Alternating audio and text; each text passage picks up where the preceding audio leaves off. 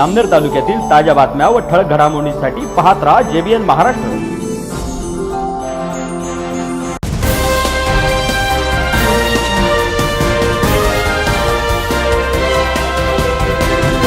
नमस्कार, मी विनोद चौधरी। पाहूया काही ठळक वृत्त। रोज सकाळ दुपार संध्याकाळ प्रत्येक मस्जिदमधून नमाजचा सूर तर प्रत्येकाने ऐकलाच असेल, परंतु नमाज पठण केले जाते त्याचा नेमका अर्थ काय हे समजते का? त्या सुरांचा नेमका अर्थ आपणास समजतो का? मस्जिदमध्ये नमाज कशा पद्धतीने पठण केली जाते, त्याची पद्धत कशी, वेळ काय, त्याचा अर्थ काय, मस्जिदमध्ये काय केले जाते हा प्रश्न अर्थातच सर्वसामान्यांना पडतो।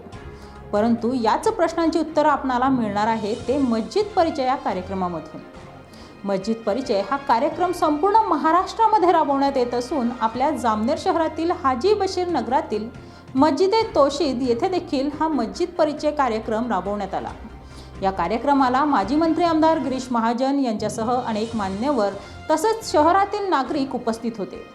चला तर मग पाहूया मस्जिद परिचयाचा हा स्पेशल रिपोर्ट।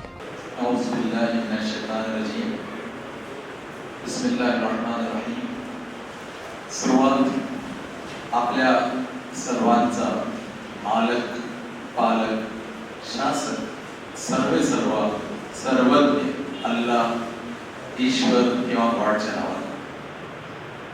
मी आपल्या स्वतःचा सद्भाग्य समजतो की आज पहिल्यांदाच इथं जामनेर शहरात अगदी प्रतिष्ठित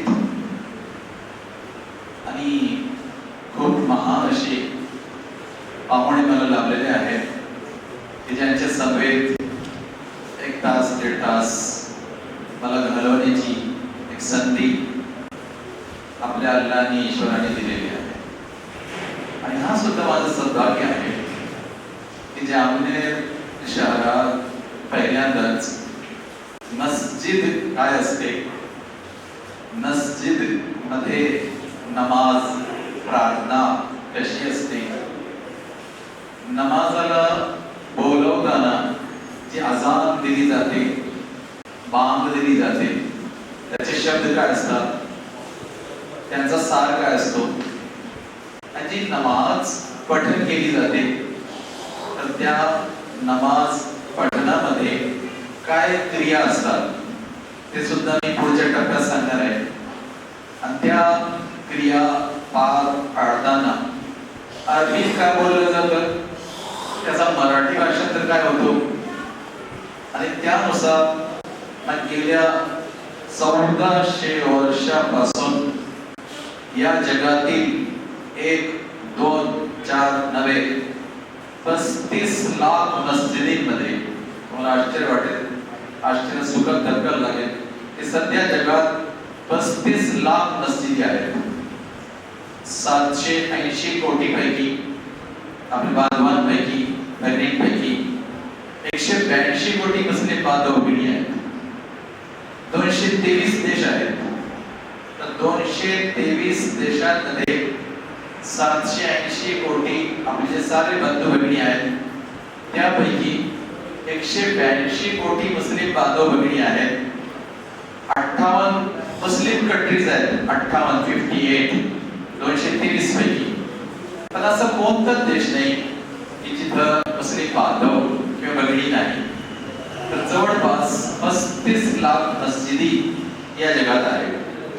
आणि तिथं 5 वेळेस म्हणजे सूर्योदयापासून तर सूर्यास्त आणि सूर्यास्तानंतर 1 तास 5 प्रार्थना नमाज जगात पूर्ण केल्या जातात 35 लाख मस्जिदींमध्ये। आत्ताची नमाज प्रार्थना होईल ती सूर्यास्ताची आहे। सूर्यास्तासाठी अरबीमध्ये शब्द आहे मगरिब, गुरूब होणे, अस्त होणे। तर सूर्य अस्त जो आहे, सूर्य सनसेट साठी शब्द आहे सूर्यास्त, सूरज गुरूब होणं। तर त्यावेळेसची 6:28 ला अजान होईल, 6:28 ला तंतोतंत। आणि त्यानंतर अजान नंतर इमाम साहेब, तन्वीर आलम साहेब, तुम्ही इतर अगदी सारे लोक मागे राहतील, तुम्ही असे निवांत बसाल आणि पहा की त्या नमाजमध्ये 3 वेळेस त्याला रकात म्हणतो. रकात पहिल्यांदा हात बांधायचं, नंतर अर्ध झुकणे म्हणजे रुकू, नंतर पूर्ण साष्टांग होणे. त्याला अरबी शब्द आहे, उर्दू शब्द आहे सजदा, साष्टांग. तर ती जी साष्टांग क्रिया आहे सजदा, तर अशा तऱ्हेने उभं राहणे, अर्ध झुकणे, पूर्ण साष्टांग होणे. कारण इमाम साहेब, तन्वीर साहेब 3 वेळेस करतील. त्यांच्या मागे जेवढे बंधू असतील मग ते या ओळीत, या रांगेत, ते सुद्धा तेच करतील जे इमाम साहेब करतील. पहिल्या आणि दुसऱ्या आणि तिसऱ्या रकातमध्ये इमाम साहेब अरबीतून पवित्र कुराणामध्ये जे 114 अध्याय आहे, 114 चॅप्टर्स, तर त्यापैकी जो पहिला आहे अध्याय त्याचं नाव आहे फातिहा. अलहम म्हणजे सुरुवात करणारा, आरंभ करणारा. तर तो पहिला अध्याय ते वाचतील. त्यानंतर दुसरा अध्याय किंवा कोणत्या अध्यायापैकी 3 किंवा 3 पेक्षा जास्त श्लोक, साधारणतः 3, 8 असतात, ते वाचतील. त्यानंतर अर्ध झुकणे, रुकू, त्यानंतर पूर्ण झुकणे, साष्टांग सजदा, आणि त्यानंतर ते सलाम फिरतील. म्हणजे नमाजातून प्रार्थनेतून बाहेर येतील. त्यानंतर अजान होईल, नंतर नमाज पहा. नंतर मी सुरुवात करतो की या नमाजामध्ये त्यांनी काय काय सांगितलेलं आहे, काय काय त्यांनी वदलेलं आहे, कोणते श्लोक होते, त्याचा अर्थ काय, ते सर्व मी मराठीत सांगेन इंशाअल्लाह. सुरुवात आपल्या सर्वांचा निर्माता, मालक, पालक, शासक, सर्वज्ञ अल्लाह ईश्वर गॉड. पुनश्च सुरुवात करतो की आत्ताच आपल्या समोर सूर्यास्ताची नमाज, मगरिबची नमाज अदा करण्यात आली. 3 वेळेस ती प्रक्रिया इमाम साहेबांनी पूर्ण केली. सुरुवातीला उभं राहणे, नंतर पवित्र कुराणामधले जो ग्रंथ आजपासून 1400 वर्षापूर्वी 13 वर्षे मक्का शहरात आणि 10 वर्षे मदीना शहरात अवतरित झाला. आणि या पवित्र कुराणामध्ये 114 अध्याय, 114 चॅप्टर्स, त्यामध्ये 6236 आयती, 6236 वर्सेस, आणि जवळजवळ या पवित्र कुराणामध्ये 78,000 शब्द, 78,000 वर्ड्स. तर असा हा पवित्र कुराण आहे की जो 1400 वर्षापूर्वी तंत वर्ष सांगतो. 610 इसवी सन ते 632 इसवी सन या दरम्यान मानव जातीचे, आपल्या सर्वांचे अंतिम ऋषी, अंतिम पैगंबर मोहम्मद मुस्तफा सल्लल्लाहु अलैहि वसल्लम यांच्यावरती हा ग्रंथ ईशवाणी अवतरित झाली. हजरत मोहम्मद पैगंबर साहेबांनी आपले जे अनुयायी होते आणि त्यांच्यापैकी जे लिहिणारे, वाचणारे होते, तर असे 7 लोक होते. 7 पर्सन्स, 7 सहाबा. तर 13 वर्ष मक्केमध्ये, 10 वर्ष मदिनेमध्ये त्या 7 लोकांनी उंटाच्या कातडीवरती, कॅमल स्किन, उंटाची कातडी, आणि हरिणाची कातडी, डिअर्स स्किन, तर त्यावरती या पवित्र कुराणाचे अवतरित झालेले शब्द अरबीतले त्यांनी त्यावेळेस लिहिले होते. त्यापैकी जगात सध्या 2 ठिकाणी त्या काळाचे 1400 वर्षापूर्वीचे 2 पवित्र कुराण सुव्यवस्थित, सुरक्षित उपलब्ध आहे. पहिला इस्तांबुल टर्की. म्युझियमचं नाव आहे टॉपकॅपी. तर टॉपकॅपी इस्तानबुल टर्कीच्या म्युझियम मध्ये 1400 वर्षापूर्वीची एक पहिली प्रत उंटाच्या आणि हरिणाच्या कातडीवरती लिहिलेली उपलब्ध आहे. दुसरी जी प्रत उपलब्ध आहे ती समरकंद, ताशकंद, रशिया तिथे उपलब्ध आहे. आणि 1400 वर्षापूर्वी हजरत उस्मान जे मोहम्मद मुस्तफा पैगंबर, आपल्या सर्वांचे पैगंबर, त्यांचे ते व्याही होते, दामाद होते, जावई होते, जावई. तर त्या जावईने लिहिलेले 2 प्रती आजही सुखरूप उपलब्ध आहे. आणि या पवित्र पुराणातून जो थेरीचा संदेश जो आहे साऱ्या मानव जातीसाठी तो अवतरित करण्यात आला, तो देण्यात आला. आणि या पवित्र पुराणानुसार जो प्रात्यक्षिक मार्गदर्शन दिलेलं आहे, प्रॅक्टिकल गायडन्स, हा थेरीचा आहे. आणि प्रॅक्टिकल गायडन्स, प्रात्यक्षिक मार्गदर्शन मानव जातीचे अंतिम बशीर पैगंबर मुहम्मद सल्लल्लाहु अलैहि वसल्लम यांचा आहे. या 114 अध्यायानुसार जीवनाच्या प्रत्येक पैलूत आचरण प्रॅक्टिकल कसं असावं, 7 क्षेत्रांमध्ये 7 क्षेत्र जीवनाचे असतात की ज्यामध्ये सैद्धांतिक, थेरॉटिकल आणि प्रात्यक्षिक, प्रॅक्टिकल मार्गदर्शन काय असावं तो देण्यात आलेला आहे. ती 7 व्यवस्था सांगतो. पहिली जी महत्वाची जीवनाबद्दलची व्यवस्था आहे, क्षेत्र आहे, तो आहे शैक्षणिक क्षेत्र, एज्युकेशनल सिस्टम. तर एज्युकेशनल सिस्टम, शैक्षणिक क्षेत्रासाठी सुद्धा पवित्र पुराणामध्ये मार्गदर्शन आहे आणि पैगंबर मुहम्मद मुस्तफा सल्लल्लाहु प्रात्यक्षिक दिलेलं आहे. दुसरी जी व्यवस्था आहे ती व्यवस्था आहे नैतिक व्यवस्था, मॉरॅलिटी सिस्टम. तर नैतिक व्यवस्था, मॉरॅलिटी सिस्टम साठी सुद्धा या पवित्र पुराणामध्ये थेरी आणि पैगंबर मुहम्मद मुस्तफा यांनी प्रात्यक्षिक दिलेलं आहे. तिसरी जी व्यवस्था आहे कौटुंबिक व्यवस्था, फॅमिली सिस्टम, की फॅमिलीसाठी, कुटुंबासाठी काय आदेश, संदेश, अधिकार, हक्क असावेत, आहेत, तर त्याबद्दलचं मार्गदर्शन या थेरीमध्ये आणि प्रॅक्टिकल मध्ये आहे. चौथी जी व्यवस्था आहे ती व्यवस्था आहे सामाजिक व्यवस्था, सोशल सिस्टम. तर सामाजिक व्यवस्थेसाठी काय मार्गदर्शन असावा, तर चौथा त्या क्षेत्रासाठी म्हणजे सैद्धांतिक, थेरॉटिकल आणि प्रॅक्टिकल मुहम्मद मुस्तफा यांचं प्रात्यक्षिक. पाचवी जी व्यवस्था आहे आर्थिक व्यवस्था, इकॉनॉमिकल सिस्टम. तर त्या व्यवस्थेकरिता सैद्धांतिक मार्गदर्शन कुराणामध्ये आणि प्रॅक्टिकल मार्गदर्शन, प्रात्यक्षिक मार्गदर्शन पैगंबर मुहम्मद सल्लल्लाहु अलैहि वसल्लम यांनी दिलेलं आहे. सहावी जी व्यवस्था आहे ती व्यवस्था आहे न्यायालयीन व्यवस्था, ज्युडिशियल सिस्टम.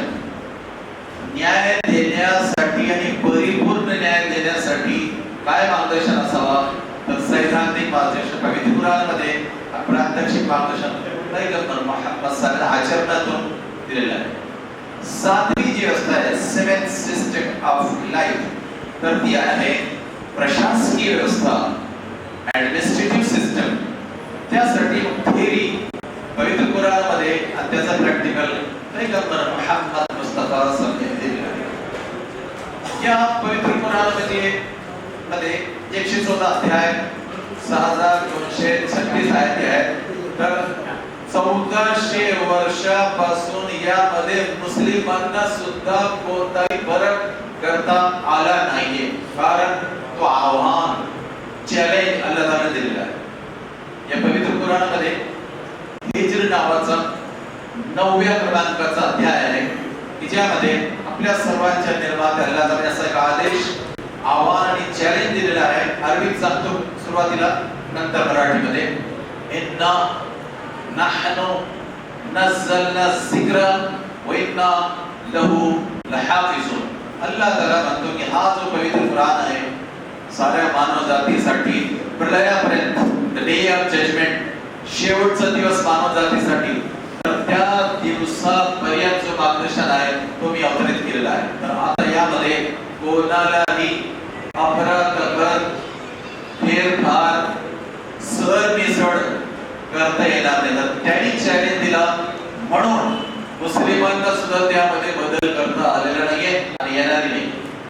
कारण सुरक्षित 2 कॉपीज उपलब्ध आहे टर्की आणि रशियामध्ये, आणि त्यानुसार जगात 1400 वर्षापासून जेवढ्या प्रती आहेत व्हॉल्यूम्स, तर ते प्रिंट करण्यात येतात त्याद्वारे, त्याला पाहून ते प्रिंट करण्यात येतात आणि त्याचा भाषांतर जसा मराठीतला भाषांतर इथं उपलब्ध आहे आणि 700 पेक्षा जास्त भाषांमध्ये पुराणाचं भाषांतर उपलब्ध आहे.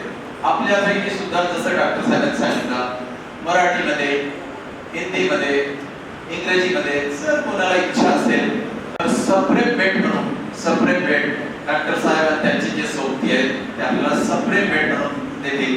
आणि माझी तर एक छोटासा भाव आणि छोटासा सेवक म्हणून कडकडीची विनंती असेल, एकदा तरी जीवनात या पवित्र पुराणाचा अभ्यास झाला पाहिजे, एकदा तरी जीवनात, आणि एकदा तरी जीवनात आपल्या मानव जातीचे अंतिम ऋषी पैगंबर मोहम्मद सल्लल्लाहु अलैहि वसल्लमचा एकदा तरी तो आपल्याला अभ्यास झाला पाहिजे. तसं मी एक छोटासा अभ्यासक, सेवक, विद्यार्थी, भविष्य रीडिंगचा विद्यार्थी म्हणून जगात जेवढे धर्म आहे, जेवढे धर्म, तर गेल्या 41 वर्षापासून साऱ्या धर्मांचा मी सुद्धा अभ्यास केला आहे.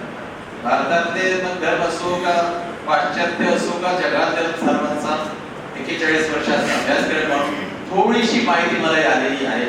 कोणते धर्म होते, काय ग्रंथ होते, कशी फेरफार झाली, कशी सरमिसळ झाली, पण शेवटी 1400 वर्षापूर्वी अल्लाह तालानी शेवटचा ग्रंथ अवतरित केला, ज्याचा साऱ्या मानव जातीसाठी अगदी असा अप्रतिम न बदल झालेला असा एक ग्रंथ असला पाहिजे. आणि न बदल झालेला मानव जातीचे अंतिम ऋषी मोहम्मद मुस्तफा सल्लल्लाहु अलैहि वसल्लम यांचा व्यावहारिक आणि प्रात्यक्षिक आचरणीय एक मार्गदर्शन सुद्धा सर्वांना लाभला पाहिजे. म्हणून 2 स्रोत, 2 सोर्सेस ऑफ नॉलेज, 2 स्रोत आपल्याकडे उपलब्ध आहेत. तर मी सर्वात जास्त ठणकावून तर मुस्लिम बांधवांना सांगतो, ठणकावून बरं का, ठणकावून, आणि वो सक्ती से. कारण काय ओ, कारण असं तुम्हाला आश्चर्य वाटेल की मुस्लिम बांधवांनी सुद्धा, ते मौलवी साहेब महान आहेत, पण मुस्लिम बांधवांनी सुद्धा 100 पैकी अजून 5 नाही, 5 की ज्यांनी या पवित्र ग्रंथाचा अभ्यास केलेला असेल भाषण, असे 5 सुद्धा नाही 100 पैकी, आणि 100 पैकी असे 5 सुद्धा नाही की ज्यांनी मानव जातीचे अंतिम ऋषी मोहम्मद पैगंबर सल्लल्लाहु अलैहि वसल्लम यांच्या जीवनाचा अभ्यास केलेला असेल. तर मी तर सर्वात जास्त जुमाचं प्रवचन असो, जुमाचं प्रवचन असो का मुस्लिमांचा कोणता असा मेळावा असो का कार्यक्रम असो, सर्वात जास्त ठणकावून तर मी मुस्लिम बांधवांना भगिनींना सांगतो की अरे जीवनात एकदा तरी अभ्यास करा, आणि तुम्हाला तर वारंवार अभ्यास करण्याचा आदेश आहे. अहो, तुम्हाला आश्चर्य वाटेल की या ग्रंथाचं नाव आपल्या अल्लाह ईश्वराने काय ठेवलंय, कुराण. दिव्य म्हणजे बाह्य, कुराण म्हणजे रखतो. तर अल्लाह तालाने याचं जो नाव ठेवलंय त्याने ठेवलंय कुराण. अहो, कुराण हा जो अरबीतला शब्द आहे, तर याचं भाषांतर काय होतं, वारंवार वाचला जाणारा ग्रंथ. म्हणजे कोणाच्या नावावर नाही, कोणाच्या नावावर नाही, नाव त्याने ठेवला आदेशासही, आदेशासहित नाव आहे की अरे वारंवार वाचन करा, म्हणजे माहित होईल की काय आदेश आहे, काय संदेश आहे, काय हक्क आहे, काय अधिकार आहे आणि काय नियम आहे. आणि तुम्ही करता काय, आणि तुम्ही करता काय, तुमच्या आचरणात काय, समाजामध्ये तुम्ही काय करता, समाजाचं देणं काय, समाजाचं ऋण काय, तुम्ही देता काय. तर याबद्दल परिपूर्ण मार्गदर्शन यामध्ये पण 100 पैकी 5 सुद्धा मुस्लिम बांधवांना भगिनींना अजून माहीत नाहीये. चुकलो तर नाही का बोलला, सर्वांना माहित आहे की 5% लोकांना सुद्धा ते माहित होतं. आम्ही तर त्यांना जास्त आणि विनंती करतो, PI साहेबांना विनंती करतो, तुम्हाला विनंती करतो, सरळ एकदा तरी जीवनात तो जो पवित्र ग्रंथ आहे तो वाचला गेला पाहिजे, थेरी म्हणून आणि प्रॅक्टिकल म्हणून पैगंबर मोहम्मद साहेबांचा पवित्र जीवन. दुसऱ्या टप्प्यात मला फक्त थोडक्यात संक्षिप्त मध्ये जे बोलायचं असं की इस्लाम याबद्दल माहिती 5 मुद्द्यांत आधारे आपल्याकडे संक्षिप्त घेता येईल. 5 मुद्दे. एक तर निर्मिती बद्दलचं मार्गदर्शन काय, निर्मिती बद्दलचं, क्रिएशन बद्दलचं. दुसरा निर्माता बद्दलचं मार्गदर्शन काय, क्रिएटर. तिसरं जीवनाचा उद्देश काय, what is the aim of life. तर जीवनाचा उद्देश बद्दलचं मार्गदर्शन काय, तो आहे तिसरा महत्त्वाचा साऱ्या मानवजातीसाठी. चौथा आहे वे ऑफ लाईफ, और जीवनासाठी मार्गदर्शन कोणतं आहे, कोणत्या मार्गाने वाटचाल केली पाहिजे, तर तो आहे वे ऑफ लाईफ. चौथा महत्त्वाचा मुद्दा. आणि पाचवा जो शेवटचा मुद्दा आहे तो असा आहे की जीवनाचा अंत, what is the end of life. जीवनाचा अंत काय, जीवनाच्या अंताला तुम्ही पाहता कसं, तुमच्या समोर काय, तुमच्या मनात काय, तुमच्या हृदयात काय, तो खऱ्यापैकी आहे का काय, कसं गडूळ आहे, अस्पष्ट आहे, ते चांगल्या परीने समजलं पाहिजे. तर तो आहे पाचवा मुद्दा, निर्मिती, निर्माता, उद्देश, मार्ग, अंत. तर हे आहेत 5 महत्त्वाचे. यामध्ये सर्वात पहिला जो मुद्दा आहे की निर्मिती, क्रिएशन, खल्क. याबद्दल 3 महत्त्वाचे नियम आहेत. एक तर सारी मानव जाती 223 देशांमधली 780 कोटी बंधू आणि भगिनी, मग ते आपल्या भारतामधले 138 कोटी बंधू भगिनी आणि आपल्या राज्यामधले 12.5 कोटी बंधू भगिनी, यांचा नाता काय, सारे बंधू आणि सारे बहिणी, सारे बंधू आणि साऱ्या बहिणी. आणि सर्वांचं नातं कोणाकडून आहे, पहिल्या माता पित्याकडून. कारण सर्वांचे पहिले माता पिता ते एकच आहे, सर्वांचे पहिले माता पिता एकच आहे. त्यांचं नाव सांग करा. अरबी मध्ये त्यांचं नाव आहे आदम और हव्वा. आदम, पहिले पिताजी आदम, पहिली माता हव्वा, अरबी शब्द. तर तुम्हाला बायबल प्रमाणे सांगतो, कारण माझं जो संशोधन आहे, रिसर्च आहे बायबल मध्ये, कुराण आणि बायबल मध्ये रिसर्च केलेला आहे. तर बायबल मध्ये 2 भाग आहेत. एक आहे नवा करार, न्यू टेस्टमेंट. एक आहे जुना करार, ओल्ड टेस्टमेंट. तर नवा करार आणि जुना करार, ओल्ड टेस्टमेंट आणि न्यू टेस्टमेंट, त्यामध्ये बर्थ, पैदाइश, तो जो चॅप्टर आहे, तर त्यामध्ये सांगितलं की तुम्हा सर्वांचे पहिले पिताजी कोण होते, तर आपल्या सर्वांचे पहिले पिताजी होते ॲडम. आणि तुम्हा सर्वांची पहिली माता कोणती होती, तुम्हा सर्वांची पहिली माता ईव. बरं, मी 206 साली दिल्लीला होतो एका चर्चा सत्रामध्ये. वाराणसी, उर्दू वाले बनारस म्हणतात. तर वाराणसी हिंदू युनिव्हर्सिटीचे डॉक्टर परमहंस चौबे साहेब तिथे आले होते.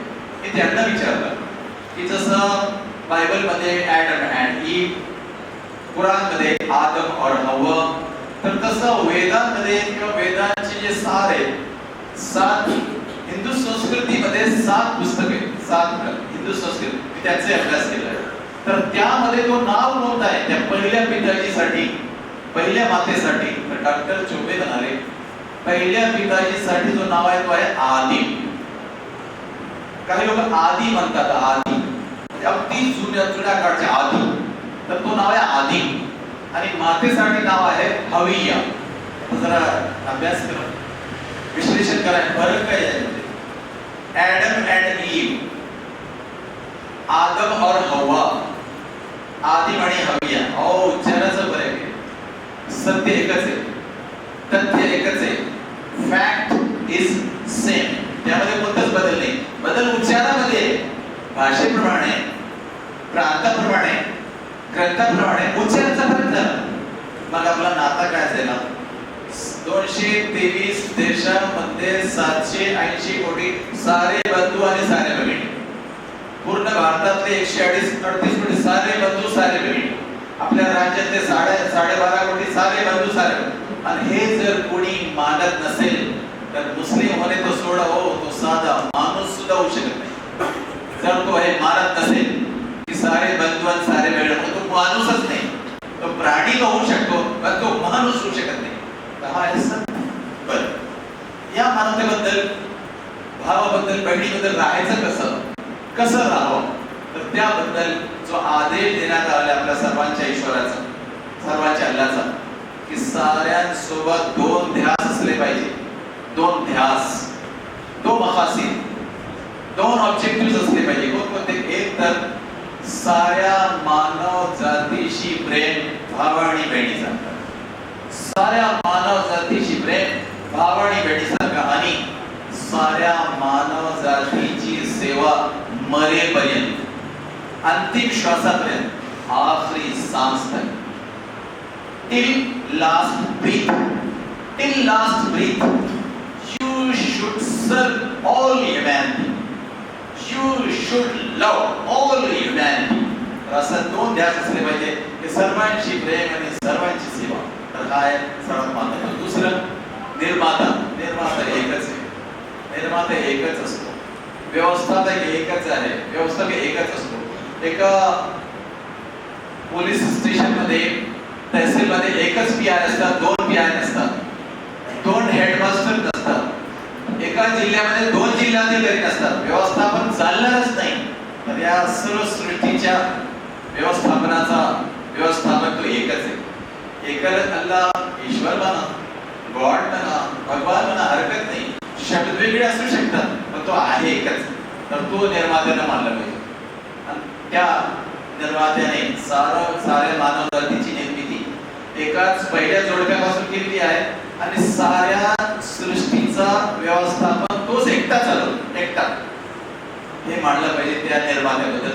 आणि त्याने दिलेला जो मार्गदर्शन आहे, आदेश आहे, आदर्श आहे, त्यानुसार अंतिम श्वासापर्यंत जीवन समर्पित करणे. निर्मितीबद्दल.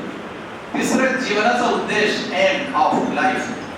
जीवनाचा उद्देश त्यानेच दिला, आपल्याला ठरवता येणार नाही, आपल्याला अधिकारही नाही. कारण जीवन त्यानेच दिलेलं आहे, मृत्यू त्याच्याच हातात आहे, तर उद्देश त्यानेच दिलेला आहे. आणि तो उद्देश आहे साऱ्या मानव जातीची तो परीक्षा घेत आहे.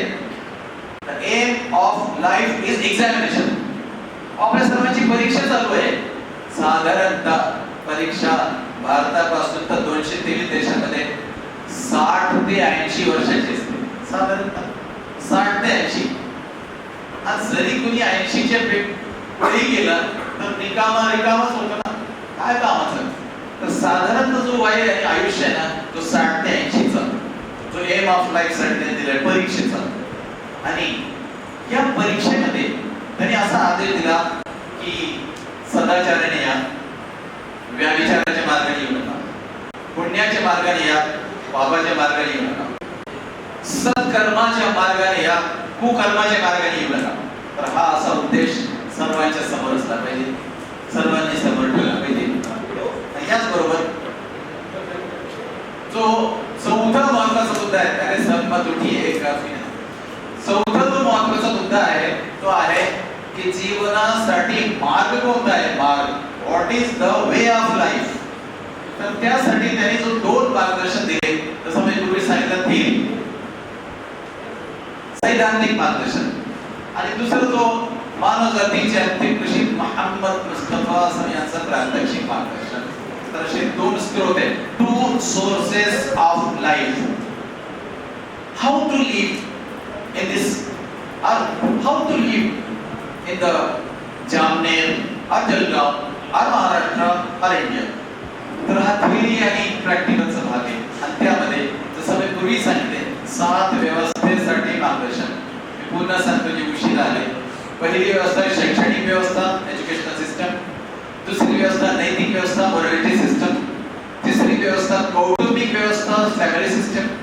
चौथी व्यवस्था सामाजिक व्यवस्था, सोशल सिस्टम. पाचवी व्यवस्था आर्थिक व्यवस्था, इकॉनॉमिकल सिस्टम. सहावी व्यवस्था न्यायालयीन व्यवस्था, ज्युडिशियल सिस्टम. आणि सातवी व्यवस्था प्रशासकीय व्यवस्था, ऍडमिनिस्ट्रेटिव्ह सिस्टम.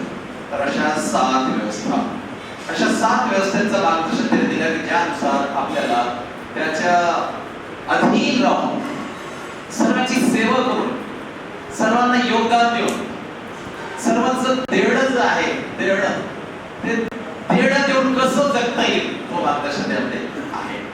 आणि शेवटच्या टप्प्यात 5वा जो महत्वाचा मुद्दा आहे तो असा की जीवनाचा अंत होणार आहे. तसं आजच्या 14 तारखेची शेवट झाली, तसंच आपल्या जीवनाची शेवट आहे. आणि जसं मी सांगितलं 60 ते 80 बस हा आहे ॲव्हरेज, ही सरासरी 60 ते 80. मग जाणार कुठं? बहुतेक लोकांना कसं वाटतं मृत्यू अंत आहे. हो माफ करा, मृत्यू अंत नाही, मृत्यू द्वार आहे. Death is not A and, death is a door. कुठं जाण्यासाठी? Death is a door for eternal life. मृत्यू द्वार आहे अनंतकालीन जीवनाचा, अंत नाहीये.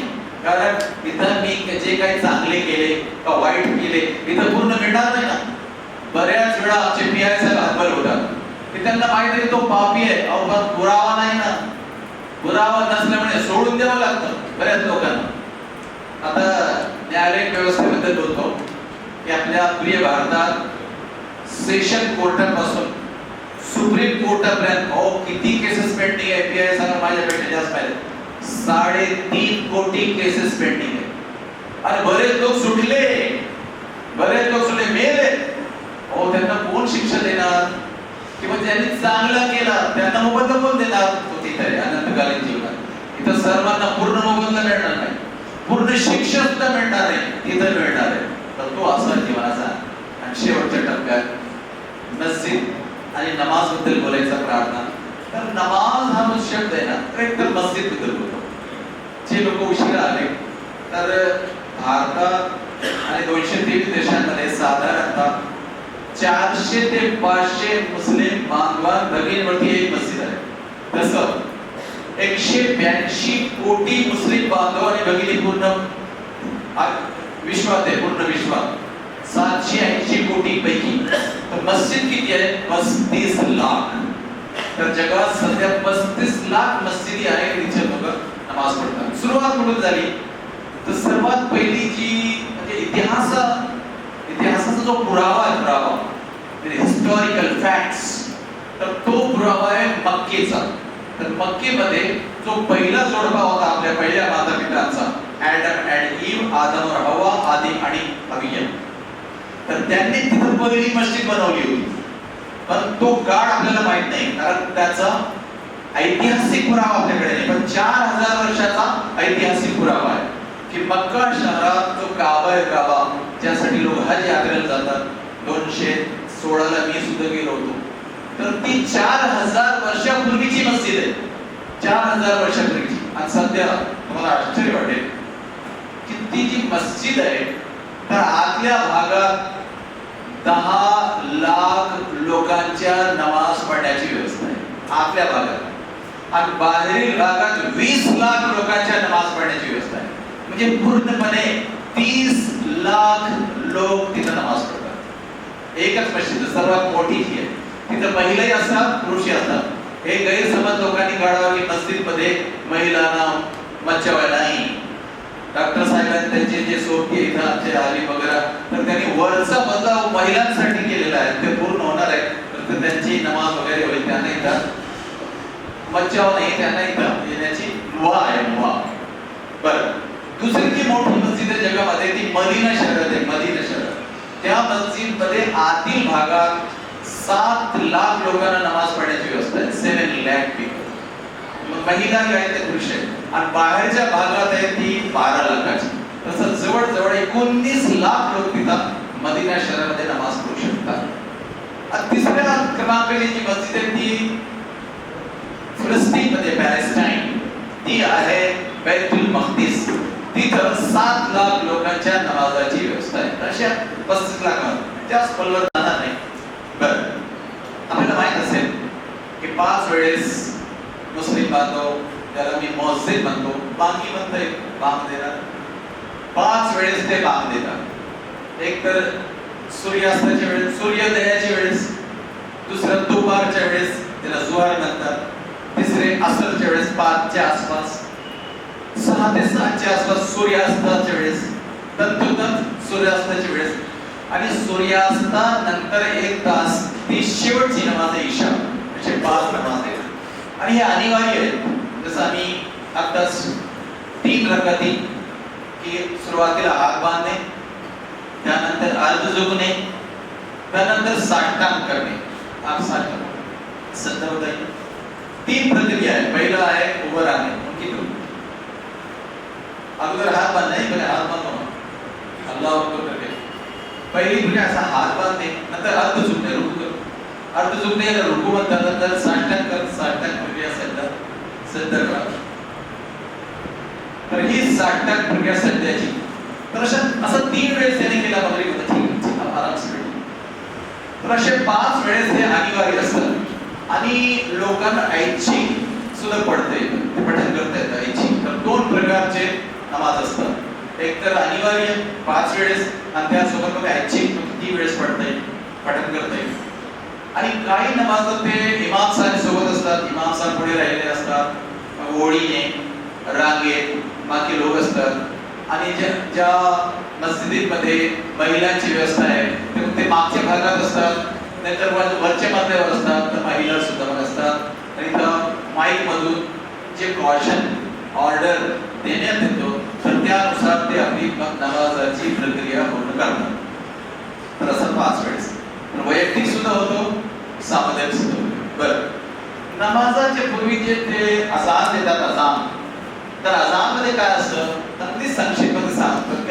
अजान म्हणजे जे शब्द अरबीतले त्याचं भाषांतर सांगतो एक तर 4 वेळेस हे बोललं जातं अल्लाहू अकबर 4 वेळेस और त्याला काय अरबीतले शब्द अल्लाह आपल्या सर्वांचा निर्माता ईश्वर गॉड भगवान काही बरं त्याच्याबद्दल अकबर जो म्हटलं जातं अकबर त्याचा अर्थ काय सर्वश्रेष्ठ अल्लाह सर्वश्रेष्ठ तर 4 वेळेस बोललं जातं पुकारलं जातं की अल्लाह सर्वश्रेष्ठ अल्लाह सर्वश्रेष्ठ अल्लाह सर्वश्रेष्ठ अल्लाह सर्वश्रेष्ठ व्यापार नाही कोणतंही काम नाही शेती नाही उद्योग नाही मी नाही सर्वाश्रय अल्लाह आणि मला आता नतमस्तक व्हायचंय ते सर्वांना नतमस्तक व्हायचंय तर त्यासाठी हा 4 वेळेस म्हटलं जातं त्यानंतर दुसरं जे म्हटलं जातं त्या अजान मध्ये अशहदु अल्ला इलाहा इल्लल्लाह त्याचा अर्थ असा होतो की मी ग्वाही देतो की अल्लाह शिवाय कोणीही पूज्य नाही तो एकटाच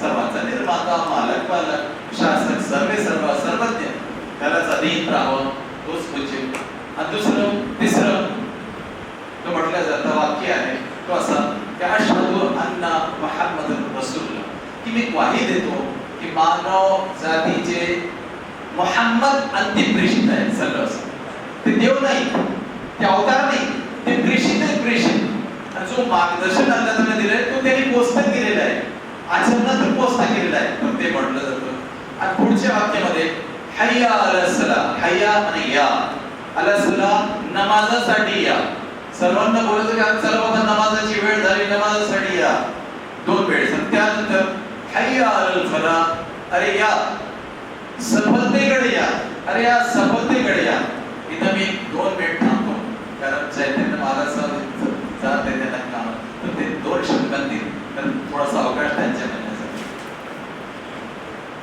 ते 5 वेळेस आले होते 5 चा टाइम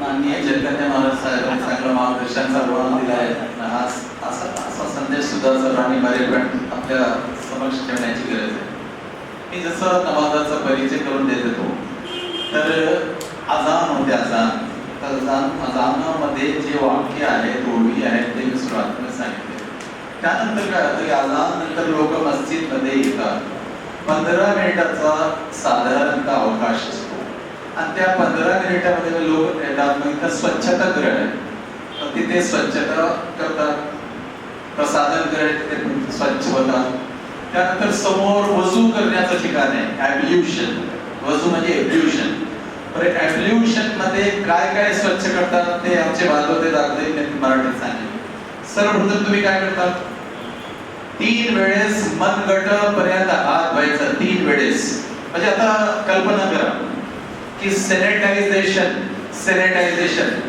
5 वेळेस करणे अनिवार्य ठरवलेलं आहे नमाजासाठी सॅनिटायझेशन 5 वेळेस तर 3 वेळेस मनगटापर्यंत हात धुवायचा त्यानंतर काय करतात त्यानंतर गुळणी करायची 3 वेळेस कारण आपण बाहेर फिरतोय तोंड खराब असतं जंतू असतं धूळ वगैरे कण असतात तर 3 वेळेस गुळणी करून मग स्वच्छ करायचं तोंड त्यानंतर काय करतात नाकाचे जे छिद्र आहे तर त्यामध्ये 3 वेळेस पाणी टाकायचं कारण नाकाच्या छिद्रांमध्ये सुद्धा धूळ वगैरे जंतू असतात, तर ते सुद्धा स्वच्छ करा. म्हणजे इतक्या चांगल्या परीने सॅनिटायझेशन करावं लागतं. बरं, ते झाल्यानंतर काय करतात? 3 वेळेस जो पूर्ण फेस वॉश करायचा, चेहरा धुवायचा, पूर्ण चेहरा जो ओपन असतो आपल्या वातावरणाला, तर तो पूर्णपणे धुवून काढायचा. त्यानंतर काय करतात? 3 वेळेस कोपऱ्यापर्यंत, म्हणजे मनगट हातापासून तर कोपऱ्यापर्यंत 3 वेळेस चांगल्या परीने स्वच्छ धुवायची. बरं, त्यानंतर काय करतात? थोडासा पाणी घेऊन मग डोक्यावरती जे केस आहे ते साफ करायचे थोडंसं, आणि कानाचे जे छिद्र आहे ते सुद्धा साफ करायचे. तर असं पूर्णपणे आपला चेहरा, केस, कानाचे बाहेरील भाग ते सारे स्वच्छ करतात. त्यानंतर काय करतात? बरं, इथं पाय 3 वेळेस धुवायचे चांगले स्वच्छ, आणि त्यानंतर नमाजासाठी यायचं. कसं नमाज पढताना नमाजाची सुरुवात होते तर अल्लाहू अकबर म्हणून, की अल्लाह सर्वश्रेष्ठ. इथं सुद्धा त्याने लिहिलेलं आहे वरी अरबीमध्ये एक शब्द आहे अल्लाहू अकबर, अल्लाह सर्वात श्रेष्ठ. आणि त्यानंतर जो जीवनाचा सूत्र दिलेला आहे, तो सूत्र त्याने इथे लिहिलेला आहे, जो चैतन्य महाराज सांगितला, इला इलाहा इल्लल्लाह, 4 शब्द, म्हणजे अल्लाह शिवाय कोणी पूज्य नाही. अर्धा भाग, सूत्राचा अर्धा भाग, अल्लाह शिवाय कोणी पूज्य नाही. आणि सूत्राचा अर्धा भाग, मोहम्मद रसूलुल्लाह, मोहम्मद अल्लाहचे पैगंबर आहेत. ते अवतार नाही, भगवान नाही, काही नाही, ते पैगंबर आहेत, पैगाम देणारे, मेसेज देणारे. तर हा हे श्लोक तिथं लिहिलेला आहे. बरं, त्यानंतर मग लोक येतात, आपली ऐच्छिक नमाज अदा करतात, नंतर इमाम साहेब येतील, मग ते सामूहिक अनिवार्य जे नमाज आहे ते पूर्ण करतात. त्यामध्ये काय काय असतं थोडक्यात सांगतात, की अल्लाहू अकबर म्हणून जसा हात बांधले, तर त्यानंतर पवित्र कुराणामधले 114 अध्यायापैकी पहिला जो अध्याय आहे समारंभाचा, त्याचं नाव आहे समारंभ, फातिहा, सुरुवात करणे, तर त्याचं पठण केलं. त्यामध्ये 7 ओवी आहेत. 7 ओवी.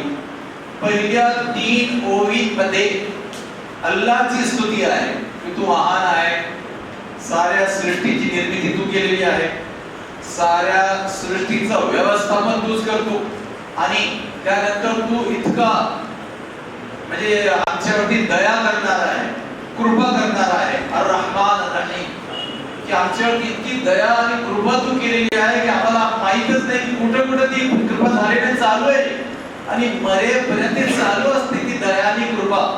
आणि तिसरा जो महत्त्वाचा भाग आहे तो ओवी म्हणतात तो असा, की मालिकी यौमिद्दीन, तूच मालक आहे. मालक कोणाचा? आम्हा सर्वांचा, साऱ्या मानवजातीचा, साऱ्या सृष्टीचा, आणि प्रामुख्याने यौमिद्दीन. यौम म्हणजे दिवस, आधी म्हणजे शेवटचा दिवस, तो जो न्याय निवाडाचा दिवस आहे, न्याय निवाड, द डे ऑफ जजमेंट. तर त्या दिवसाचा स्वामी, मालक तूच आहे. तुझ्या समोर आम्हाला उभं राहायचं आहे, आणि बघा आम्ही काय करून आलात, सत्कर दुष्कर, पाप का पुण्य, मग तिथं तू मोबदला देणार आहे. आणि त्याच्यानंतर मग त्या 4 ओळी आहे, 4 ओळी, त्यामध्ये मला चांगला मार्ग दाखव, त्यांचा मार्ग जो चांगल्या परीने सत्कर्माने चालले, ज्यांनी वाईट कर्म केले नाही, पाप केले नाही, क्राईम केले नाही, त्यांच्या मार्गावर टाकू नको. असे 4 ओळी त्यानंतर असतात. आणि त्यानंतर 114 अध्यायामध्ये छोटा अध्याय 3 आयतींचा आहे. प्रत्येक प्रोसेसर सिस्टम नाही होणार, एकाच नाही. त्यानंतर 113 अध्यायांपैकी एक तर 3 ओळी, नंतर 3 पेक्षा जास्त ओळी मग वाचल्या जातात, आणि त्यानंतर मग ते रुकू मध्ये जातात. रुकू कसं करतात? रुकू करून दाखवा. उभं राहताना वाचल्यानंतर हे रुकू मध्ये जातात. याला म्हणतात रुकू अर्ध झुकणे, अर्ध झुकताना चिलचोड. 3 वेळेस म्हटलं जातं सुबहाना रब्बियल अजीम, अति पवित्र, सर्वात पवित्र तूच. सुबहान, सर्वात पवित्र तूच, आणि रब्बिय, हे माझ्या रब, हे माझ्या रब, हे माझ्या पालन करत्या. असीम, तूच श्रेष्ठ, तूच दिव्य आणि भव्य, असं म्हटलं जातं 3 वेळेस. त्यानंतर काय करतो तुम्ही? उभे राहता. उभं राहता काय म्हणतात? काय म्हणता काय तुम्ही? समी अल्लाहु लिमन हमिद. अरबीत त्याचा अर्थ होतो की त्यांनी ऐकलं की ज्याने त्याची स्तुती केली. त्याने ऐकलं त्याचं की ज्याने स्तुती केली. त्यानंतर काय करतात? हे साष्टांग मग ते प्रक्रिया करतात. साष्टांग अष्टांग कोणते? ठीक भेटते. अष्टांग मध्ये एक तर माथा आहे, माथा कपाळ, दुसरा आहे नाकाचा भाग, तिसरे दोन हात, दोन्ही गुडघे आणि दोन्ही पायांची बोटे, असे अष्टांग. तर हा साष्टांग सजदा होतो, सजदा. आणि या सजद्यामध्ये एक माणूस, एक भक्त सर्वात जास्त अल्लाहच्या जवळ असतो, अगदी जवळ, की त्याने आता काहीच ठेवले नाही. स्वतःच गुडघे टेकले, हात टेकले, कपाळ टेकली, माथा टेकला, नाकच घासून टाकले. नंतर नाकावर असतात ना लोकांचा क्रोध, नाकावर असतो ना. मी नाकच टेकून टाकली तुझ्या समोर. असा साष्टांग सजदा त्या अल्लाहसाठी केला जातो. आणि वैज्ञानिक दृष्टिकोनातून सांगतो, सायंटिफिक रिझन, त्यावेळेस योग गुरूंसोबत माझे बरेच कार्यक्रम झाले, तर मी त्यांना ज्यावेळेस असं दाखवलं की असं नमाज पढतात, तर ते काय बोलले माहितीये का? ते असं बोलले की जर तुम्ही दिवसाला अशी नमाज आणि अशी रकात 94 वेळेस जर करत असाल, कारण हे 94 वेळेस करावं लागतं, तर मुसलमान करतच नाही. खेदपूर्वक सांगतो, असं 94 वेळेस करावं लागतं. 94 रकात दिवसाला, म्हणजे सूर्योदय पासून तर सूर्यास्तापर्यंत एक तासापासून 94 वेळेस आहे बरं का. पण 5% मुस्लिम सुद्धा करत नाही. ते पापी आहेत, ते खऱ्या अर्थाने पापी आहेत. त्याने सुद्धा 94 वेळेस अशी रकात करण्याची गरज आहे. ठीक आहे. बरं, योग गुरु म्हणाले की जर तुम्ही 94 वेळेस असं रकात करत असाल, 94 वेळेस, तर ते म्हणाले तुम्हाला एक्सरसाइजची गरज काय, तुम्हाला योगाची गरज काय? कोणत्या एक्सरसाइजची गरज नाही, अशी चांगली परिपूर्ण एक्सरसाइज त्यामध्ये. आणि सर्वात जो महत्त्वाचा आहे तो सजदा, साष्टांग प्रक्रिया. त्यामध्ये काय काय आहे? तर अमेरिकेचे एक फिजिओथेरपिस्ट, म्हणाले की जर नमाज इतकी चांगली आहे, इतकी चांगली एक्सरसाइज आहे, तर ते म्हणाले मला तर असं वाटतं की आमच्या अमेरिकेचे जे 33 कोटी लोक आहेत, 33 कोटी, अमेरिकेचं पॉप्युलेशन 33 कोटी आहे, तर साऊथ आणि नॉर्थ अमेरिका, ते जे 33 कोटी बंधू आणि भगिनी आहेत, तर त्यांनी दररोज अशी 5 वेळेस नमाज पढावी, परिपूर्ण व्यवस्था, त्यांची एक्सरसाइज होईल. त्यांना वाटतं एक्सरसाइज होईल परिपूर्ण. आणि सजद्याबद्दल तर ते जे बोलले, अप्रतिम, इनक्रेडिबल. ते काय बोलले की ज्यावेळेस तुम्ही सजदामध्ये जाता, पुन्हा दाखवलं कसं करतो तुम्ही सजदा, तर ते म्हणाले सजद्यामध्ये काय काय होतं. ठीक आहे. पायाच्या बोटापासून रक्तस्राव जो आहे, ब्लड सर्क्युलेशन, पायाच्या बोटापासून तर गुडघे, मांडी, पाठीचा भाग आणि मेंदू आणि छोट्या छोट्या नाडी, चांगला रक्ताचा स्त्राव जो आहे, ब्लड सर्क्युलेशन, तो बोटापासून तर छोट्या छोट्या नाडीपर्यंत चाललाय. आणि किती वेळेस? 94 वेळेस, दिवसातून 94 वेळेस. तर तो शास्त्रज्ञ म्हणाला की जर तुम्ही असं करत असाल 94 वेळेस, तर तुम्हाला ते म्हणाले ब्रेन हॅमरेज कधी होणारच नाही. तर तुम्ही 94 वेळेस दिवसाला केलं तर ब्रेन हॅमरेज होणार नाही, पहिला. दुसरं ते म्हणाले ब्लड क्लॉटिंग होणार नाही, ब्लड क्लॉटिंग मेंदूची होणारच नाही. तिसरं, डोक्याचे आजार, चेहऱ्याचे आजार, ते तुम्हाला होणारच नाही. तुम्ही स्वस्थ आरोग्याचं जीवन तुमचं असेल तर ते असेल. तर अशी पूर्णपणे नमाज होते. शेवटच्या टप्प्यात मस्जिद बद्दल सांगतो की मस्जिदचा उपयोग पैगंबर मुहम्मद सल्लल्लाहु अलैहि वसल्लम साहेबांनी 1400 वर्षापूर्वी काय सांगितलं होतं? मस्जिदचा जो उपयोग होता, तो एक तर होता की मानव जातीला ईश्वराशी जोडणे, सर्वात पहिला महत्त्वाचं की मानव जातीला 5 वेळेस, दिवसातून 5 वेळेस, सूर्योदयाच्या वेळेस, दुपारी गुरफटलेला असतो कामात, तिथून काढून पुन्हा भेट करायची, त्यानंतर असर 5 ते 6, 6 ते 7 आणि 8 ते 9. 5 वेळेस त्याची भेट झाली पाहिजे त्या अल्लाहशी, ईश्वराशी, गॉडशी, भगवानशी, देवाशी त्याची गाठ झाली पाहिजे. तर स्वतःला अचूक मार्गदर्शन मिळालं पाहिजे की तू कोणाचा आहे, कोणी जीवन दिलेलं आहे, कुठे जायचं आहे, कोणाचं देणं आहे, कोणाची आज्ञा पालन करून तुला 5 वेळेस कळून चुकलं पाहिजे. तर त्यासाठी एका भक्ताला, एका मानव जातीच्या घटकाला अल्लाहशी जोडायचं पाहिजे. आणि दुसरा, मानव जातीला मानव जातीशी जोडायचं. दुसरं महत्वाचं की मानव जातीला मानव जातीशी जोडायचं. कशासाठी हो?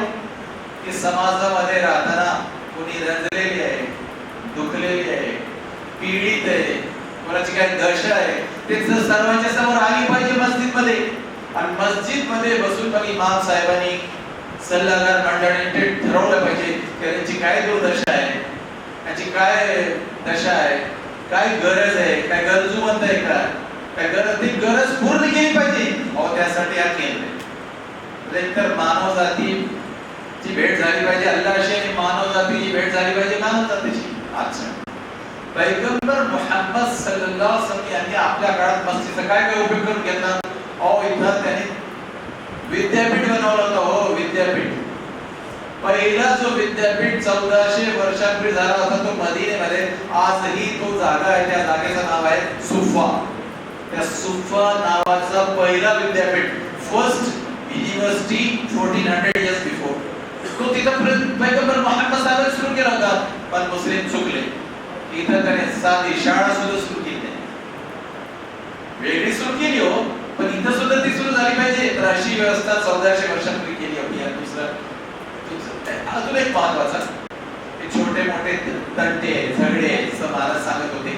आमचे पीआय साहेबांनी इतके तंटे सकाळपासून ते संध्याकाळपर्यंत ते संपतच नाही, अविरत चालू आहे. ते तंटे शमविण्यासाठी, थांबविण्यासाठी ते दारुल खजा असतात. दारुल खजा की अरे इथं बसा, इथं ते तंटे सोडवा, ते कोर्टापर्यंत जाऊ देऊ नका, ते पोलीस स्टेशन पर्यंत जाऊ देऊ नका, त्यांना ताण देऊ नका, त्या कोर्टाला ताण देऊ नका. अरे बसा नाही तर सामंजस्याने इथं सोडा. ते कशाला जातात इकडे तिकडे आणि कशाला जीवनभर खेटा मारतात? जसं मी पूर्वी सांगितलं की आपल्या सेशन कोर्टापासून तर सुप्रीम कोर्टापर्यंत 3.5 कोटी केसेस पेंडिंग आहे. आजोबाने टाकलेली केस आहे, आजोबा मेल, पिताजी मेल, आता नाक खेटा मारतोय. आणि कधी मग ते निकाल यायचा, कधी उलगड व्हायचं त्याचा? जस्टिस, चीफ जस्टिस चंद्रचूड साहेब 10 वर्षापूर्वी काय म्हणाले?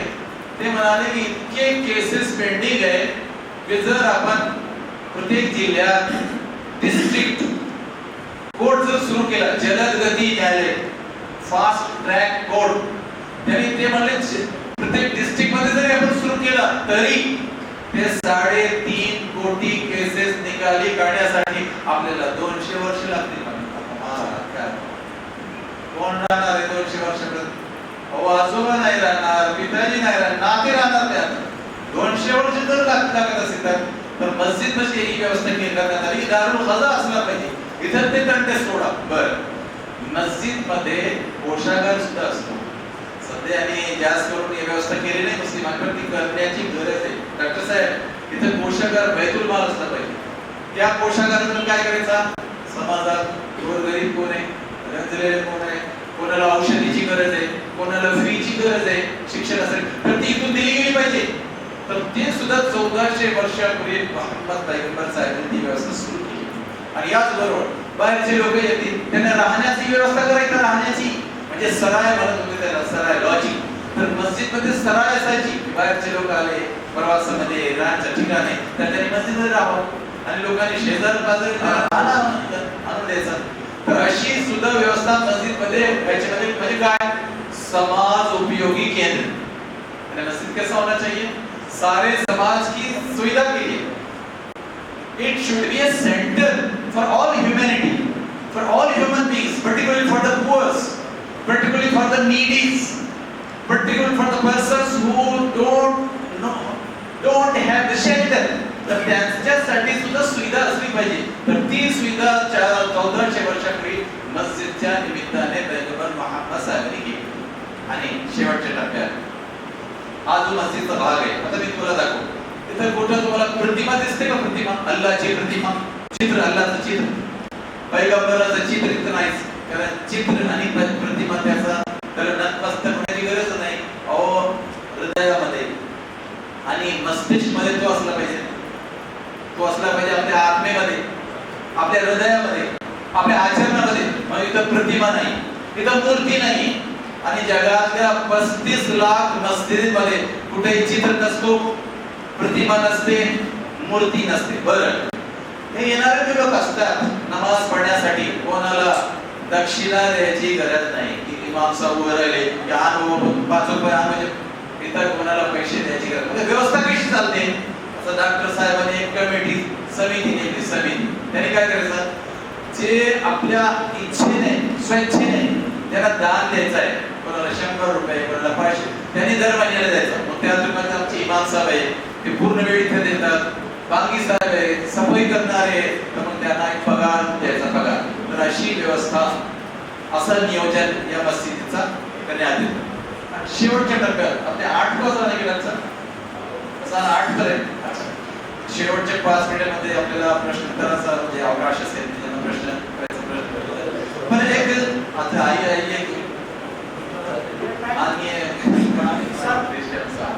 आणि बरं, तर मस्जिद मध्ये जे समाज उपयोगी काम व्हायचे त्यामध्ये असं म्हणजे लायब्ररीची व्यवस्था सुद्धा त्यांनी केली होती. पैगंबर मुहम्मद साहेबांनी लायब्ररीची व्यवस्था सुद्धा, ग्रंथालयाची व्यवस्था सुद्धा मक्केमध्ये, मदिनेमध्ये, आणि 35 लाख मस्जिदी आहे जगात, 35 लाख, तर तिथे अशी व्यवस्था राहायची. इथं सुद्धा डॉक्टर साहेबांनी आमच्या मस्जिदच्या समितीने व्यवस्था केलेली आहे. इथं सुद्धा लोकांना आपले पुस्तक, ग्रंथ वाचता येते. फक्त मुस्लिमांचेच नव्हे, तर मुस्लिमेतर धर्माचे सुद्धा ग्रंथ इथं असतात, पुस्तक असतात. त्यांचा सुद्धा समांतर अभ्यास सर्वांचा असला पाहिजे. आणि समांतर अभ्यासानंतर त्यांनी निष्कर्षावर पोहोचला पाहिजे. तर असा अभ्यासाची व्यवस्था असते. आणि आजकाल तर लोकांनी काय केलं, UPSC, MPSC, नीट या सारख्या स्टडी साठी सुद्धा मस्जिद उघड केलेला आहे. यावरचा जो मजला आहे, तर त्यावरती जे स्टुडंट आहेत, तर त्यांना येऊन स्टडी करण्याची मुभा आहे. आणि ठिकठिकाणी असं केलं आहे. आणि याचबरोबर मागच्या 10 महिन्यात कोविड काळ होता. तर कोविड काळामध्ये जगात, आपल्या भारतात, आपल्या राज्यात बऱ्याच ठिकाणी मस्जिदी क्वारंटाईन सेंटर म्हणून उघडे करण्यात आले होते. कोणत्याही समाजाचे असो, कोणत्याही धर्माचे असो, त्यांच्यासाठी 14 दिवस असो का जेवढे दिवस त्यांना लागतील, तर त्या क्वारंटाईन सेंटर सुद्धा होतं. सर्वात मोठा क्वारंटाईन सेंटर लखनौ मध्ये होता, की तिथं तर 5000 लोकांची व्यवस्था होती. पुण्यामध्ये डेक्कन जिमखाना, तर तिथे 500 लोकांची व्यवस्था होती. औरंगाबादमध्ये सुद्धा व्यवस्था केली. तसं ठिकठिकाणी समाजासाठी उपयुक्त असा मस्जिदचा उपयोग झाला पाहिजे. आणि मस्जिद मध्ये असा कोणताही वाईट काम, वाईट गोष्टी, पोकर, असं दुष्कर्म असं काहीच होत नाही. कारण इमाम साहेब पाहतात, बांगी साहेब पाहतात, तुझी समिती आहे, सल्लागार समिती, ते पाहतात की असा कोणताही काम होऊ नये, आपल्या समाजासाठी होऊ नये, आणि आपल्या साऱ्या गावासाठी होऊ नये, वस्तीसाठी होऊ नये. तर कटाक्षाने जी समिती असते ती यावर निरीक्षण करत असते का आपल्या मस्जिद असा कोणताही काम झालं नाही पाहिजे की ज्या अनुषंगाने आपल्याला समाजाचा काहीतरी नुकसान होईल, असं कोणताही काम होऊ नये. तर अशा तऱ्हेने ही जी मस्जिद आहे, तर या मस्जिदचा उपयोग केला जातो. आणि सर्वात महत्वाची जी नमाज असते 8 दिवसाला एकदा, दिवसाला 5 जातं, दिवसाला 5 वेळेस आहे, सूर्योदय पासून तर सूर्यास्तापर्यंत. महत्वाची जी नमाज असते जुमाची, शुक्रवारची 1 ते 2 वाजेच्या दरम्यान, की ज्यामध्ये आपल्याला आपल्या पाहण्यात असेल की सारे मुस्लिम बांधव येतात, पण ही त्याची चूक आहे. का चूक आहे? की ते फक्त जुमाच्या नमाजासाठी येतात, पण 5 नमाजासाठी येत नाही. 5 नमाज अनिवार्य आहे. मी तर यांना ठणकावून सांगतो, ठीक आहे, की त्यांनी 5 वेळेस नमाजाला यावं आणि ईश्वराशी कशी जोडून घेतलं पाहिजे आणि मानव जातीशी कसं जोडून घेतलं पाहिजे, तर हे त्यांनी 5 वेळेस करावं. तर 5 वेळेसचा आदेश आहे. पण जवळपास 95% लोक फक्त जुमाच्या नमाजाला येतात, 5 वेळेस येत नाही. तर आम्ही त्यानंतर ठणकावून सांगतो की 5 वेळेस या आणि त्या पूर्ण नमाज पठण करा. जो आदर्श पवित्र कुराणानुसार ज्याचं इथे वाचन होतो नमाजामध्ये, 5 नमाजामध्ये, त्याचे जे 114 अध्याय, 6236 आयती, आणि त्याचा जो मार्गदर्शक तुमचा पाठ घ्या. आणि आपले जे जीवनाचे 7 भाग आहे, ग्रीश साहेब आले ना तिथे, तर 7 व्यवस्था सांगितलेली की या पवित्र कुराणाच्या थेरीनुसार आणि पैगंबर मुहम्मद सल्लल्लाहु अलैहि वसल्लम यांच्या मार्गदर्शनानुसार 7 त्या जीवनाच्या व्यवस्था आहेत. त्यासाठी मार्गदर्शन आहे. एक तर शैक्षणिक व्यवस्था, एज्युकेशनल सिस्टम. दुसरी नैतिक व्यवस्था, मॉरॅलिटी सिस्टम.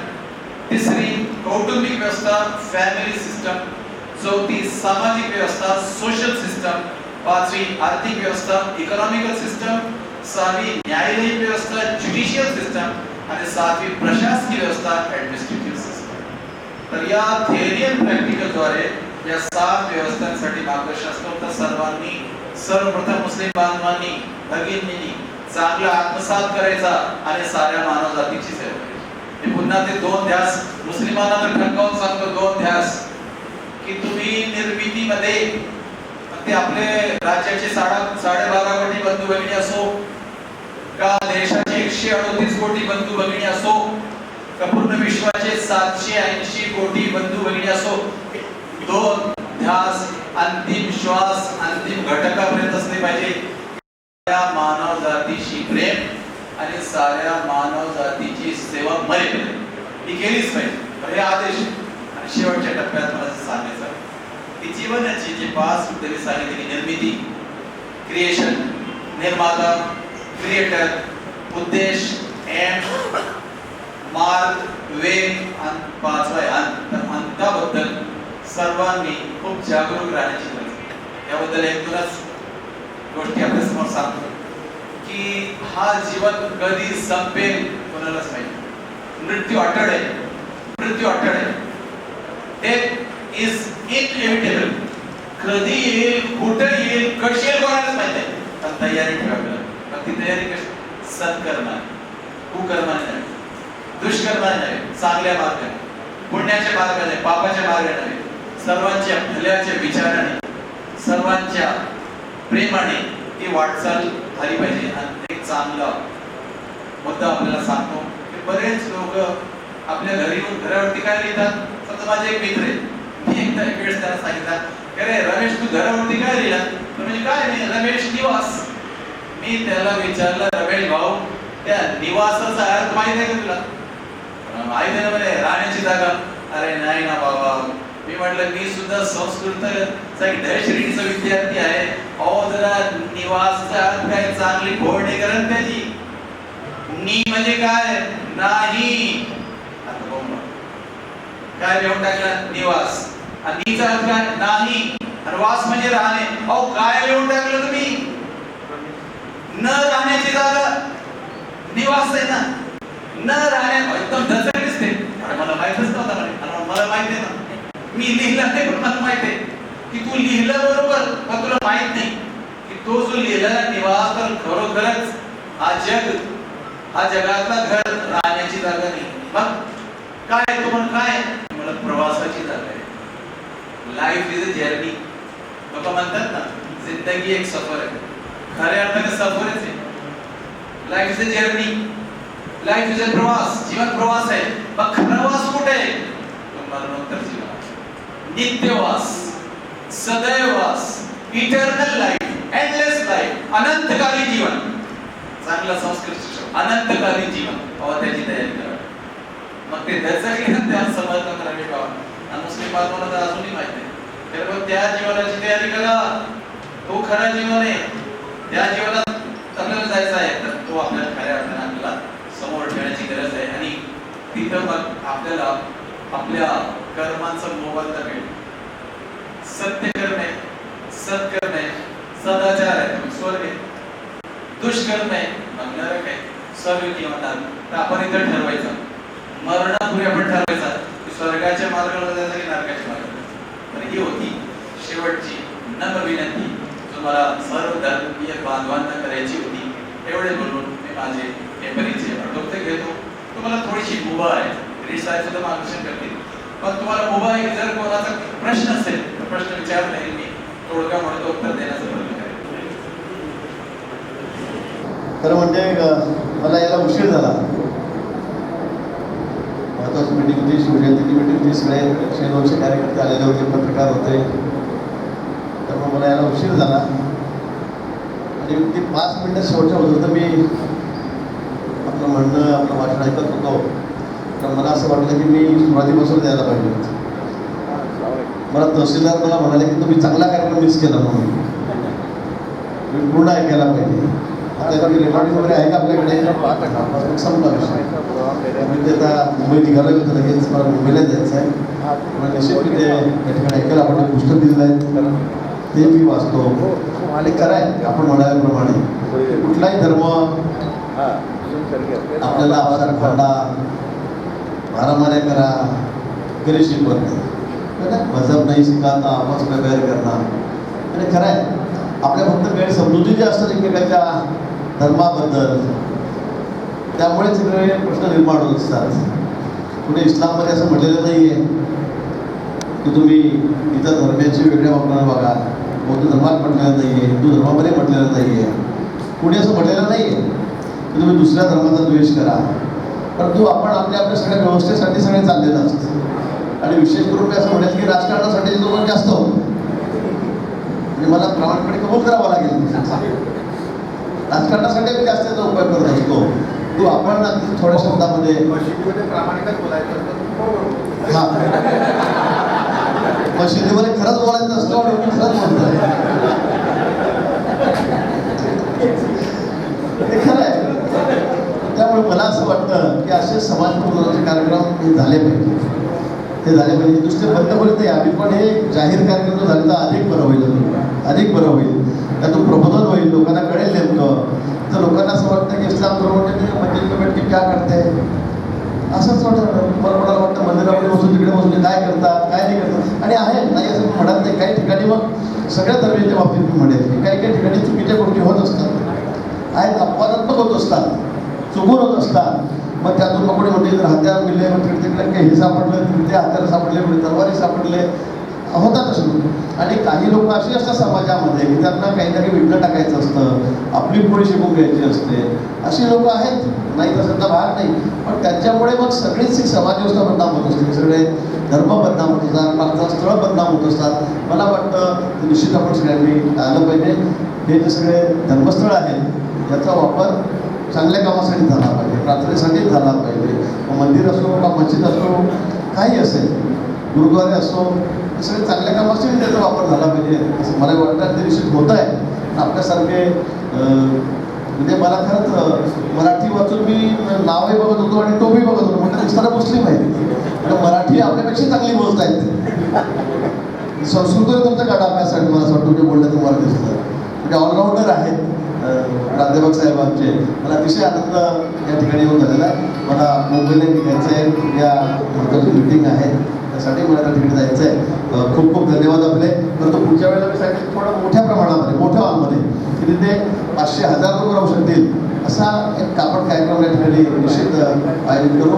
खूप खूप धन्यवाद. आपल्या सर्वांना पुन्हा मनापासून खूप खूप शुभेच्छा. धन्यवाद. पुन्हा भेटू, तोपर्यंत पाहत रहा JBN महाराष्ट्र न्यूज. नमस्कार.